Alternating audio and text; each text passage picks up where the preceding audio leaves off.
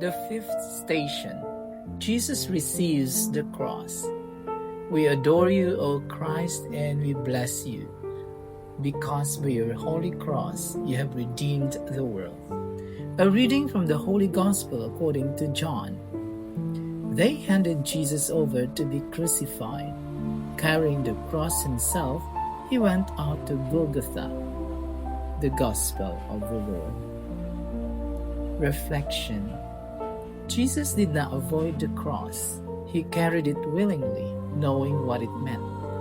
Each step was heavy yet purposeful. Love gave him the strength to move forward. Let us pray. Lord, when life feels heavy, walk beside us. Help us carry our burdens with faith. Amen.